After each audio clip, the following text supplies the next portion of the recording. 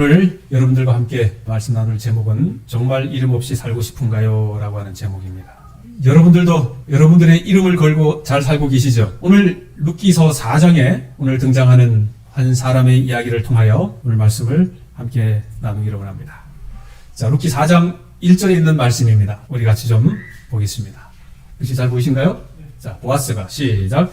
보아스가 성문으로 올라가서 거기 앉아 있더니 마침 보아스가 말하던 기업물을 자가 지나가는지라. 보아스가 그에게 이르되 아무개여 이리로 와서 앉으라 하니 그가 와서 앉으매. 2절 3절입니다. 시작. 보아스가 그 성읍 장로 10명을 청하여 이르되 당신들은 여기 앉으라 하니 그들이 앉으매. 보아스가 그 기업물을 자에게 이르되 모압 지방에서 돌아온 나오미가 우리 형제 엘리멜렉의 소유지를 팔려 함으로. 4절 시작. 내가 여기 앉은 이들과 내 백성의 장로들 앞에서 그것을 사라고 내게 말하여 알게 하려 하였노라. 만일 내가 물으려면 물으려니와 만일 내가 물으지 아니하려거든 내게 고하여 알게 하라. 내 다음은 나요 그 외에는 물을 자가 없느니라 하니 그가 이르되 내가 물으리라 하는지라. 5절 6절입니다. 시작. 보아스가 이르되 내가 나오미의 손에서 그 밭을 사는 날에 곧 죽은 자의 아내 모압 여인 룻에게서 사서 그 죽은 자의 기업을 그의 이름으로 세워야 할지니라 하니 그 기업물을 자가 이르되 나는 내 기업에 손해가 있을까 하여 나를 위하여 물으지 못하노니 내가 물을 것을 내가 물으라. 나는 물으지 못하겠노라 하는지라.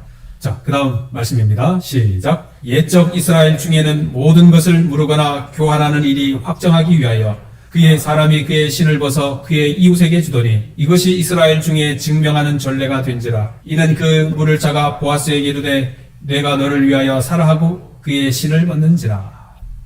오늘 여기 룻기서 4장 초반부의 내용에 있는 말씀을 보니까 보아스라고 하는 사람이 등장하고 그 외에 다른 한 사람이 등장해서 너가 나오미와 그 가족을 위하여 기업을 물러줄 거냐 말 거냐, 네가 안 물러주면 내가 기업을 물으겠다, 그렇게 질문을 하고 그 사람이 안 물으겠다고 하니까 그러면 자기가 하겠다 이야기하는 것입니다.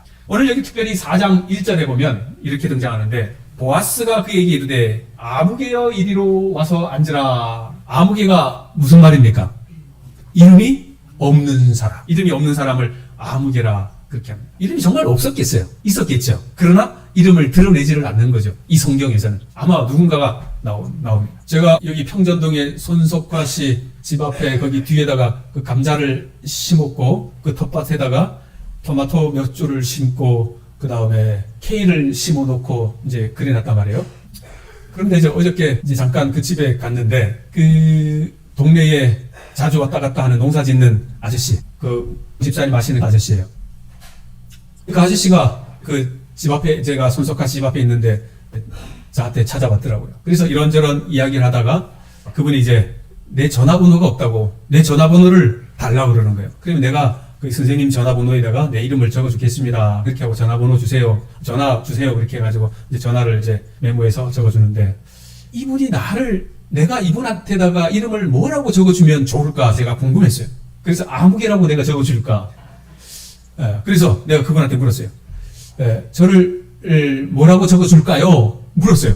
왜냐하면 이제 그동안 얼굴을 보고 살았지 내가 이름이 누구다 무슨 말을 전혀 한 적이 없기 때문에 그분이 내 이름을 몰라요. 나는 이제 그 사람을 오토바이를 전해주면서 이제 인수인계해주면서 이름이 누군지를 알고 내가 다 하기 때문에 그렇게 했는데 그분은 내 이름을 모르는 거예요. 그래서 뭐라고 적어줄까요? 그렇게 내 이름을 적어줄까요? 뭐라고 적어줄까요? 그러니까 그분이 이제 나한테 이렇게 합니다. 교회 목사님. 제가 깜짝 놀란 거예요. 이분이 나를 교회 목사로 분명하게 인지하고 있구나. 그동안 이제 그분 만나가지고 정신도 3번을 사주고, 하여튼 여러 가지로 이렇게 했는데, 이제 그분이 이제 저 오분리에 밭도 이제 경운기로 와가지고, 생각해보세요. 평전동에서 오분리까지 와가지고 경운기 끌고 와가지고 밭을 갈아준 거 아니에요. 대단하잖아요. 그래서 이분이 나를 아무개라 생각하지 아니하고 교회 목사로 인지하구나. 가끔 가다가 이렇게 만나서 이야기하면 이분이 술 먹었는지 안 먹었는지 도저히 분간이 안 가요. 그런데 알고 보니까 술을 드시지 않았는데 그 말하는 것과 얼굴 표정이 그냥 술 드신 것처럼 그렇게 보여질 뿐이에요. 근데 전혀 그렇지 않아요. 근데 이분이 막 동네 사람은 얼마나 많이 아는지 모르는 사람이 없어요. 아주 그냥 마당발인 것 같아요. 동사무소 가도 그분은 다 알아. 동사무소 사람들이 나는 몰라도 그분은 너무 잘 알아. 아버님 하면서 막. 어쨌든 그분이 누구라고 내가 써줄까요 하니까 누구라고? 교회 목사님 적어주세요. 그래서 오늘 이제 식사 그 반찬 봉사하면 그 도시락 반찬을 우리 장병원 장로님한테 한 개 더 만들어 달라고 그래가지고 그 집에다 또 배달까지 제가 또 해야 돼요. 공을 드려야 되는 겁니다. 자, 제가 아무개가 아닌 것을 알게 되었어요. 네, 제가 누구라고요? 교회 목사님 거를 그분을 통해서 알았어요. 그래서 무의식 중에 내가 그분한테 내가 목사라고 말하지도 않았고 내 이름도 말하지도 않았지만 그분은 나를 그렇게 이미 잘 인지하고 있다고 하는 사실에 어쨌든 깜짝 놀랐던 것입니다. 그런데 오늘 여기 아무개라고 하는 사람이 나오는데 오늘 이 아무개를 좀 풀어가도록 하겠습니다. 이게 뭐냐면 2008년부터 2023년까지 등록된 한국의 이름 순이에요. 남자들 중에 민준이라고 하는 이름이 1등이야. 최고 많아. 39,408명 민준이. 2등이 서준이 39,984명. 3등이 도유인 30,000명. 그 다음에 예준이, 시우, 허준, 주원, 지호, 지후, 준우, 준서, 건우, 도현, 현우, 지훈, 우진, 선우, 서진. 이게 지금 이름 많은 사람의 순이에요. 2008년부터 23년까지. 그러니까 요즘 신세대 엄마 아버지들은 아들 나오면 다 저렇게 짓는다는 것입니다. 딸을 낳으면 1등이 뭐냐? 서연이. 그 다음에, 서연이고. 그 다음에 2등이 서윤이고. 그 다음에 지우, 서현이, 하은이, 하윤이, 민서, 지유, 윤서, 지민이, 채원이, 수아, 지아, 지윤, 은서, 다은, 예은, 수빈. 여기 이름 있는 사람. 그러니까 다 여러분들의 이름이 다 구가다. 네, 구가다. 여기가 나와야 이제 신 이름입니다, 신 이름. 이 이름을 이제 검색하다 보니까 여기 안신데 이름이 한이야. 안하니. 너 뭐 했니? 이러면 안하니. 이 사람은 뭐든지 해도 안 할 것 같아. 안하니. 전승. 이 사람은 뭐 했다 그러면 전승이야. 무조건 이겨. 전승이야, 전승. 야, 대단해요. 이분은 학교 선생님인데 선생님 이름이 손상님이야. 교장 선생님이 이름 불러. 손상님 선생님. 네, 손상님이 선생님. 이 아주머니는 KBS 이제 나온 방영된 사람인데, 이름이 뜬금이야, 윤뜬금. 참, 다양한 이름들이 있어요, 그죠? 그 외에 정말 이름인데 부르기 힘든 이름들도 있고, 정말 그런 이름들이 많이 있습니다. 여러분들은 여러분들의 이름이 마음에 듭니까? 누가 아니라고 그랬어요? 그럼 뭐라고 지으실래요? 그러니까 뭐예요? 윤석? 뭐 서윤이? 에? 달자? 달자? 전달자? 예. 예, 뭐 많은 분들이 이제 이름이 마음에 안 들어가지고 요즘에는 개명들을 많이 하는 것 같아요. 그죠? 이름을 바꾸고 합니다. 부모님이 지어준 이름이 마음에 들지 않아야 해가지고 바꾸는 그러한 시대가 많이 되었습니다. 그걸 왜 바꾸느냐? 그만큼 이름이 중요하기 때문이에요. 그래서 내 이름이 중요하지 아니하면 사람들 앞에 놀림을 받아요. 이름 짓기 힘든 거를 이제 봤는데, 어쨌든 이름은 되게 중요한 거예요. 그래서 여러분들의 이름을 중요하게 하고 또 여러분들의 이름을 어쨌든 세상에 많이 알리려고 노력하지 않습니까? 오늘 여기 룻기 4장에는 세 가지의 이름이 등장하는데 첫 번째 이름이 아까 4장 1절에 봤던 누구요? 아무개라고 하는 이름이 등장하는 것입니다. 이름이 아니지만 이름 없는 사람이에요. 분명히 한 생의 삶을 살았지만 이름이 등장하지 않는 거예요. 두 번째 사람이 있는데 이 사람은 보아스라고 하는 사람이 등장합니다. 이 아무개라고 하는 사람은 분명히 돈도 많고 지식도 있고 모든 것을 갖췄지만 이 아무개라고 하는 사람은 하나님을 믿는 영적 지혜가 없었다고 그렇게 표현하고 있습니다. 이 보아스라는 사람은 그 동네에 유력한 자였고 하나님의 말씀이 무엇을 요구한지를 따를 줄 아는 사람이었습니다. 그리고 나머지 등장하는 세 번째 등장하는 사람은 여기 증인들이었습니다. 그들은 이웃 사람을 축복할 줄 아는 사람들이었고 여호와를 외치며 복을 빌어주는 사람들이었습니다. 이렇게 세 부류에 구성된 이름의 사람들을 우리는 룻기서 4장에서 보았습니다.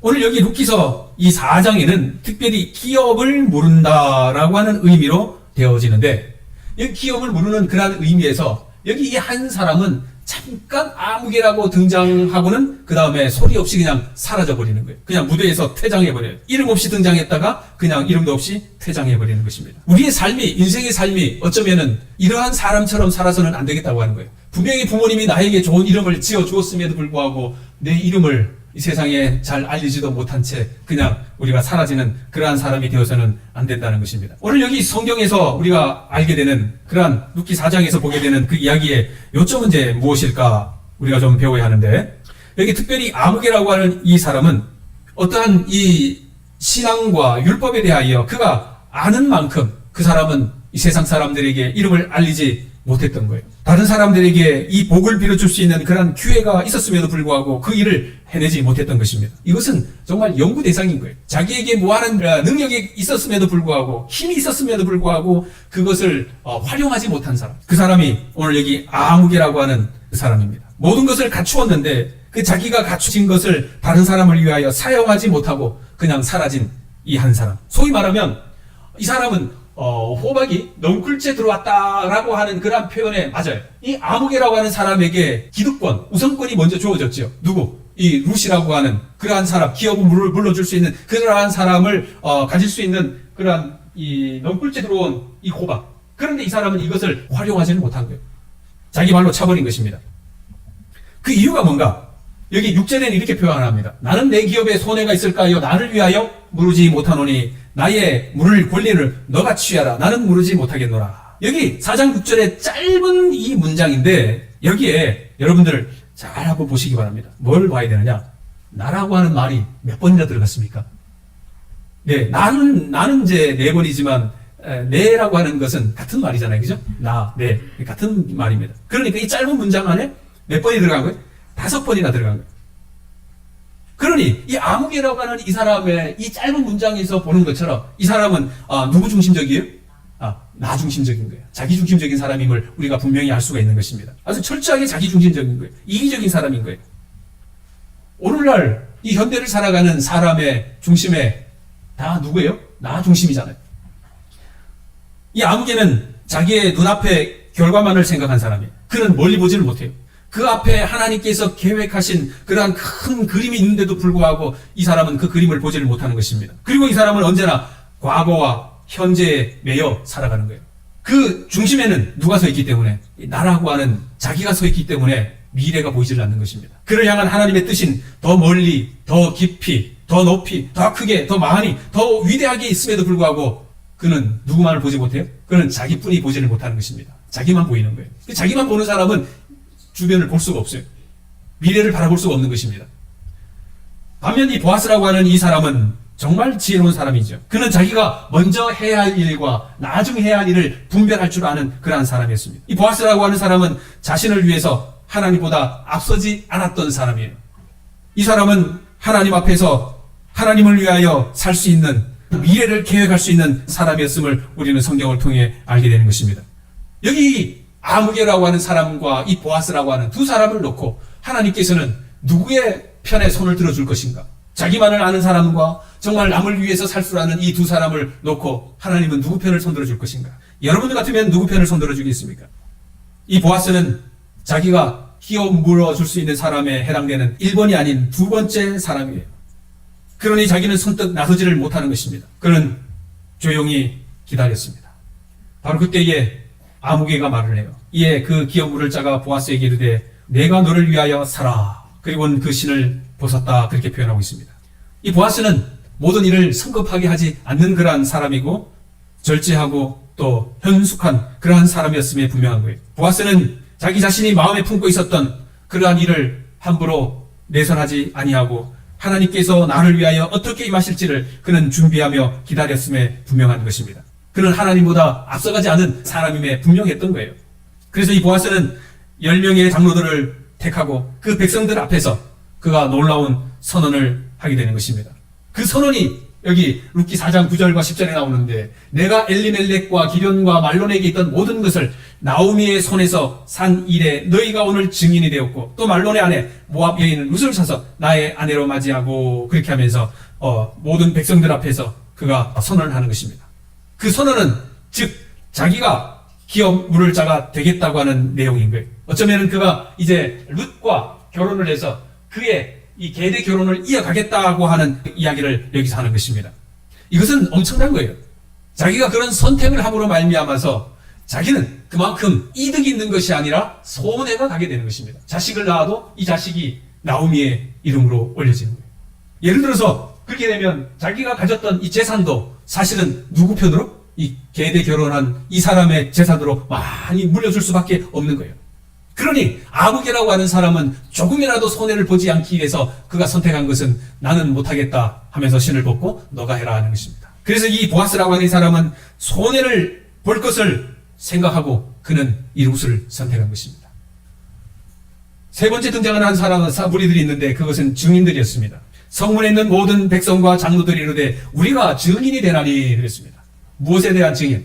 이 보아스와 이 룻의 결혼에 대한 또 그 나오미의 집안을 계대 결혼으로 기업을 물려줄 그러한 사람의 증인으로 이 백성들이 증인이 되었다는 것입니다. 하나님은 아무리 타락한 세상일지라도 하나님의 섭리를 바라보는 사람들을 이 세상에 남겨두신다는 거예요.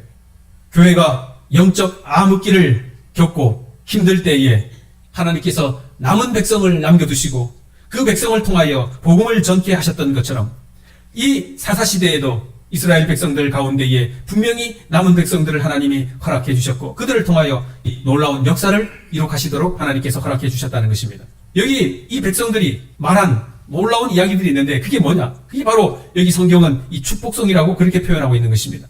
보아스가 자기가 이렇게 하겠다고 말한 것에 대한 그 담대로 이 증인들이 이야기하는 것입니다. 그 내용이 뭐냐? 여호와께서 내 집에 들어가는 여인으로 이스라엘 집을 세운 라헬과 레아 두 사람과 같게 하시고 내가 에브라스에서 유력하고 베들레헴에서 유명하게 하시기를 원하며 여호와께서 이 젊은 여자로 말미암아 내게 상속자를 주사 내 집이 유다에게 낳아준 베레스의 집과 같게 하시기를 원하노라. 정말 놀라운 축복의 말씀을 이 백성들로 하여금 담내성으로 하도록 허락하셨던 것입니다. 우리는 남이 잘 될 때에 좋은 말을 잘 하지 못한다고 하잖아요. 그래서 이웃이 뭐를 사면? 땅을 사면 어디가 아파요? 배가 아파요. 그래서 우리는 이웃이 땅을 사면, 사촌이 땅을 사고 하면 정말 잘했다, 그냥 내가 산 것처럼 기쁘다 그렇게 말을 하지를 못하는 거예요. 왜 그렇게 배가 아파요? 이 죄된 성향이 우리 마음속에 가득한 거예요. 남이 잘 되는 것은 결코 못 보는 것입니다. 그러나 이 백성들은 어떻게 했어요? 이 보아스와 루시 잘 되니까 옆에서 마음껏 축복을 해주는 거예요. 그래서 이분들이, 백성들이, 동네 사람들이 말합니다. 우리가 증인이다 그렇게 말을 하는 것입니다. 남을 못 살게 하고 상대방의 눈에서 피눈물 하게 하고 또 한 사람을 패가 망신하게 만드는 쪽에 손을 드는 일이 없어야 합니다. 우리 그리스도인들은 어떤 인생들이냐? 우리가 나그네 인생들입니다. 우리는 마이너스 인생이 아니라 플러스의 인생인 거예요. 그래서 우리 인생의 행로를 좀 넉넉하게 살아야 하는 것입니다. 즉, 이 축복의 반열에 우리가 들어가서 살아야 한다는 것입니다. 다른 사람을 격려하고 다른 사람이 잘 되는 것을 마음껏 박수 쳐줄 수 있는 그러한 사람들이 오늘 여러분과 저가 되어야 되는 것입니다. 하나님 앞에서 다른 사람이 잘 되는 것을 지켜보는 그러한 그리스도인, 그러한 믿음의 사람, 저 사람은 하나님의 말씀대로 살더니 복을 받았다 그렇게 하며 간증하며 우리가 살아야 되는 것입니다. 이 손속화집 이야기를 제가 또 한 번 해드립니다. 지난번에 우리가 그 밭 뒤에 그 지붕 무너진 것을 보러 갔다가 그 옆집 아줌마 그때 이야기 들으셨잖아요. 그죠? 같이 가셨던 분들. 그 아주머니가 혼자 계셨는데 그분이 지금 이제 요양원에 가서 계셔가지고 그 집이 비어있어요. 제가 처음에 손속까지 집에 방문했을 때 차 댈 데가 없어가지고 그 집 마당에 차를 댔다가 그 집 아줌마한테 욕을 많이 먹었습니다. 그 차 대지 말라고. 그 좁은 길에 말이죠. 그래도 거기가 비어있으니까 댔다가 욕을 많이 먹었는데. 그런데 그 집 말고 우리가 지난번에 봤던 그 다른 옆에 집 아주머니는 우리가 지난번에 같이 갔다 분도 들었잖아요. 차 어디다 대라고? 자기 집 마당에 대라고. 그래서 어저께 그 아주머니하고 집사람하고 가서 그 아주머니하고 한참 이야기를 했는데 그 아주머니가 딸이 5이고 6번째가 아들이래요. 처음에 정말 힘들게 살았는데 나중에 보니까 딸 5이 다 잘 살아. 그리고 마지막 그 아들도 아주 잘 살아요. 그 뒤에 밭도 아주 되게 넓어요. 농사도 크게 하시고 아주머니가 82세인데 아주 그냥 그러면서 저한테 이야기하더라고. 이 동네가 좁은데 차 댈 데가 없는데 여기다가 차 대시라고. 우리 아저씨가 전에 살았을 때 이 뒷밭에 거기다가 마당 하자는 거 제가 안 된다고. 거기는 주차장으로 만들어야 된다고. 그렇게 우겨가지고 남편한테 욕을 그렇게 먹었대요. 그 동네가 좁으니까 사람들이 와서 거다가 차 대고 하니까 얼마나 좋냐고. 야, 아주머니가 이렇게 복받는 비결이 바로 여기에 있었네요. 제가 말씀드렸습니다. 복받을만 합니까? 그래서 제가 속으로 그랬어요. 야, 이 교회 차 못되게 하니까 병원에 입원해가 있고. 사실이에요. 어쨌든 이 목사한테 잘하면 복 받습니까? 네, 복 받아요. 네. 뭐 저한테 잘하라고 하는 이야기는 아니고 하나님께서 복을 주시게 돼 있어요. 그 원리예요. 오늘 여기 이 성경에 나오는 원리인 거예요. 그래서 그 82세 아주머니가 이 복 받는 비결이 여기 있구나. 그 좁은 곳에 같이 살자고 차대라고 하면 이렇게 건강하게 행복하게 살 수 있지만 그 차 왜 됐냐고 이렇게 하면 손가락질하고 욕하면 어디 간다고요? 네. 그래. 현실에 드러나잖아요. 그래서 여러분과 저는 남을 잘되게 해야 합니까? 잘되게 해야 됩니다. 남을 잘되게 해야 돼요. 남을 이롭게 하는 사람이 되어야 돼요. 그게 하나님의 백성이라고 하는 것입니다. 오늘 여기 이 백성들이 내가 증인이 되겠다 그랬는데 사도행전에 보니까 내 증인이 되리라. 예수의 증인들, 증인이 정말 많이 나와요. 여기 사도행전 2장 32절에 이 예수를 하나님이 살리신지라 우리가 다 이 일의 증인이로다. 사도행전 3장 15절에 생명의 주를 죽였도다. 그러나 하나님이 죽은 자 가운데서 그를 살리셨으니 우리가 이 일의 증인이라. 사도행전 5장 32절에도 우리는 이 일의 증인이라. 오늘 여러분과 저는 증인이 되어야 하는 것입니다. 뭔 일에? 하나님께서 여러분과 저의 삶에 역사하시고 어떻게 하나님께서 우리를 복을 내려주셨는지를 그 일에 여러분과 저는 증인이 되어야 한다는 그 말입니다. 로마서 1장 9절에도 말합니다. 하나님이 나의 증인이 되시거니와. 빌립보서 1장 8절에도 하나님이 내 증인이시라. 계시록 3장 14절에 아멘이시여 충성되고 참된 증인이시여. 이처럼 성경에 증인이 정말 많이 나오는데 여기 증인이 뭐가 증인인가? 나를 구원하시고 살리신 것에 우리가 증인이 될 때. 자, 같이 읽어봅시다. 시작. 나를 구원하시고 살리는 것에 우리가 증인이 될 때. 하나님께서 여러분과 저를 살리신 것에 대하여 우리가 증인이 되어질 때에 그 다음에 보면 하나님을 전적으로 믿고 의지하는 것에 대하여 주님이 우리의 증인이 되어주신다는 것입니다. 내가 하나님의 증인이 되면 다른 말로 하면 하나님이 나의 증인이 되어주시겠다 그 말씀을 하시는 것입니다. 여러분들이요 하나님의 증인으로 사시게 되기를 결심하시게 되기를 바랍니다. 그러면 하나님께서 여러분들이 우리들의 증인으로 되어주시겠다 그렇게 말씀해 주시는 것입니다. 베들레헴 사람들은 보아스와 룻과 나오미에게 마음껏 축복해 줬어요. 베들레헴 사람들은 라헬과 레아와 그리고 다말을 다시 기억할 정도로 그들이 영적으로 회복되었다고 하는 것입니다. 이 한 사람이 바르게 살면 그 시대가 바르게 되고 그 나라가 바르게 되는 것입니다. 그것이 진리인 거예요. 룻이 이스라엘 집을 세운 그 라헬과 레아처럼 한 가문이 세워지기를 이 백성들이 정말 복을 주었지 않습니까? 우리도 믿음으로 우리 주변에 있는 사람들에게 마음껏 복을 빌어주시고 그렇게 하시게 되기를 바랍니다. 마태복음 12장 35절에 선한 사람은 마음에 쌓은 선에서 선을 내고 어디에서? 그 마음이 선이 쌓여져야 선이 나오는 거예요. 그냥 선한 행동이 아무렇게나 나오지 않아요. 좋은 말들이 아무렇게나 나오지 않아요. 어디에서 쌓여져 있어야 돼요?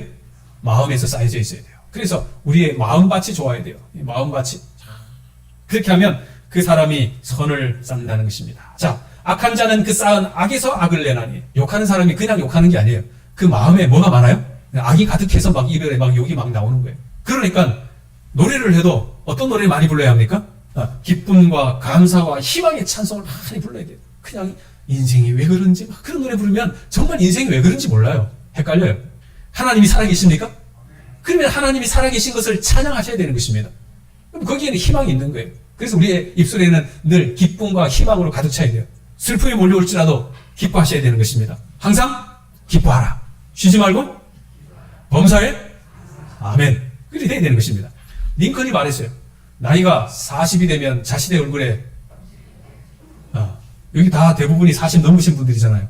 자기 얼굴에 책임을 지셔야 돼요. 어떻게 책임져요? 하나님을 믿는 사람의 얼굴로 책임을 져야 돼요. 그저 내 얼굴이 그냥 평범한 사람의 얼굴이 아니라 여러분들의 얼굴 보면 저분은 천사의 얼굴이에요.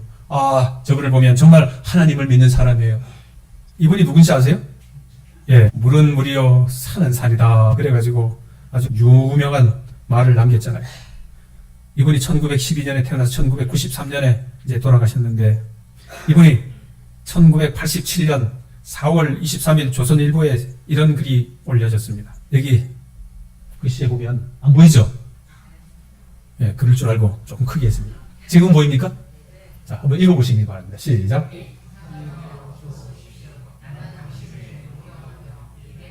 여기까지 봅시다. 이게 성철 스님이 쓴 내용이에요. 이 말에 대하여 그거를 왜 그렇게 해석하느냐 그러한 사람도 있지만 이렇게 해석한들 저렇게 해석한들 이 글이 뭡니까? 사탄이여 어서 오십시오. 나는 당신을 존경하며 예배합니다. 당신은 본래 거룩한 부처입니다. 그분이 이제 돌아가시면서 열반이라고 하는 말은 이제 바람이 불어가지고 초가 꺼졌다라고 하는 그런 말이에요. 그래서 그냥 이제 불교에서는 그 열반이라는 말을 바람이 불어 촛불이 꺼졌다 그런 말을 싫어해요. 그래서 열반이라고 하는 것은 새로운 생명을 탄생했다, 새로운 세계로 들어갔다, 그러한 표현인데 어쨌든 이제 그 성철이 쓴 열반송에 보면 한평생 남녀 무리를 속여 미치게 하였으니 자기가 한평생 스님으로 평생을 바쳐서 많은 사람들에게 깨우침을 주긴 했지만 그 결과가 뭐냐? 한평생 남녀 무리를 속여 미치게 하였다 그렇게 했습니다. 그 죄업이 하늘에 미쳐 수미산보다 크고 산채로 불에 아비지옥에 떨어지니 한이 만갈래나 된다. 이제 자기가 본인은 아는 거예요. 내가 이렇게 좋지 못한 일을 많이 했으니까 아비지옥에 떨어진다. 여러분들이 하나님을 믿게 된 것은 정말 감사하시게 생각하시기 바랍니다. 또 하나님을 믿음 중에서도 정말 진리교회 제7일 안식일 예수 재림교회 하나님의 남은 백성으로 살게 된 것에 대하여 정말 감사하시게 되길 바랍니다. 우리는 지나온 과거들이 후회 없는 삶을 분명히 사는 것입니다. 앞으로 정말 행복하고 기쁘고 남을 위해서 헌신하며 봉사하시며 그렇게 사시면 되는 것입니다. 한 사람이 바르게 서면 한 민족이 복을 받을 수 있는 이야기가 바로 여기 룻기의 이야기예요. 룻기가 우리에게 보여주는 우리 인생의 영적인 교훈이 뭐냐면, 한 이방 여인이 시어머니를 잘 모셔서 효녀로 그렇게 끝날 버릴 가능성이 있지만 성경은 그것이 결코 아니라고 하는 거예요. 물론 시어머니를 잘 모셔가지고 복을 받은 것 분명한 사실이긴 하지만, 그러나 그 이면에 하나님이 개입하시고 하나님의 역사를 믿음으로 받아들이고 하나님 안에서 이 계보를 이어가고 또 나 아닌 다른 사람을 위하여 정말 축복의 통로를 마음껏 베풀어 줄 수 있는 그러한 사람으로 살아갔기에 이렇게 그들이 복을 받을 수 있었다고 하는 사실을 우리가 깨달아야 되는 것입니다. 하나님은 이 영적으로 비슷한 사람들을 한 지붕 안에 이렇게 묶어주시는 것입니다. 이 사사시대에 곤고하고 불쌍한 그 시대에 한 인생들을 한 울타리로 묶어주셔서 믿음으로 격려하고 그들에게 서로 축복하게 하고 그들에게 소망 가운데 살게 하고 그들에게 내일을 바라보게 하고 미래를 바라보도록 하게 하셨다고 하는 사실에 우리가 감사해야 하는 것입니다. 시대가 아무리 힘들고 어려울지라도 우리는 내 옆에 좋은 사람이 있다고 하는 것을 감사하셔야 되는 것입니다. 그리고 내 주변에 있는 사람들에게 마음껏 여러분들이 복을 빌어주셔야 되는 것입니다. 그렇게 하기 위하여 하나님께서 이 교회라고 하는 무리를 허락해 주신 거예요. 우리 교회 여기 장로님들 3분이 계시는데 이 장로님들 3분은 안식일날 뭐 하는 날이냐? 성도들에게 마음껏 축복하는 날이에요. 여러분들이 입을 다물고 있으면 안 돼요. 장로님들은 대화하시다가 안식일날은 성도님들과 대화를 많이 하셔야 돼요. 대화를 많이 하시고 개인적인 대화를 하시고 그들에게 어려운 것 있으면 그들을 찾아가서 그들에게 개인적으로 기도하시고 그렇게 하시는 날이 바로 이 안식일이에요. 또 집사님들은 또 다른 성도님들을 만나서 대화하고 그들을 위해서 헤어질 때 기도해주고 마음껏 해주는 것이 바로 어느 날이에요? 안식일. 안식일 날은 예배드리고 정신 먹고 집에 후딱 가는 날이 아니에요. 아셨죠? 네. 복을 빌어주는 날이에요. 마음껏 복을 빌어주셔야 됩니다. 그렇게 할 때 그 복이 누구에게 와요? 우리 자신에게 오는 것입니다. 내 자신에게 오는 거예요. 그리고 내 후손에게 다 오는 것입니다. 하나님의 크신 은혜가 오늘 이 거룩한 안식일에 하나님의 큰 복이 여러분들의 가정에 마음껏 내려주시기를 간절히 소망합니다. 그래서 이 안식일이 모두에게 큰 기쁨과 희망이 되기를 간절히 바라며 말씀을 드리겠습니다. 사랑하는 우리 하나님 아버지, 복을 받을 수 있었던 아합이라고 하는 사람 오늘 알게 되었습니다. 그에게 굴러들어온 복을 그는 박차버리고 그는 복을 받지 못하고 그냥 역사의 뒤한 길로 사라져버린 것을 저희들이 알게 됩니다. 우리는 그 아무개처럼 살지 않게 해주시옵소서.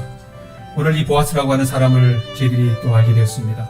하나님을 믿는 믿음의 소유자로 남을 위해서 남을 윤택하려고 하게 할 때에 그에게 큰 복이 임했던 사실을 알게 되었습니다. 아버지 하나님, 저희들 보아스처럼 남을 위해 살 수 있는 그러한 믿음의 사람 되도록 도와주시옵소서. 이웃을 향하여 우리의 손과 발을 우리 입을 열어 하나님의 살아계신 증인이 되게 해 주시옵소서. 이제는 하나님의 크신 사랑과 예수 그리스도의 무한하신 은혜와 성령님의 돌보아 주심이 오늘 말씀을 듣고 순종하기로 결심한 주의 백성들에게 영원히 함께하여 주시기를 간절히 축원하옵나이다.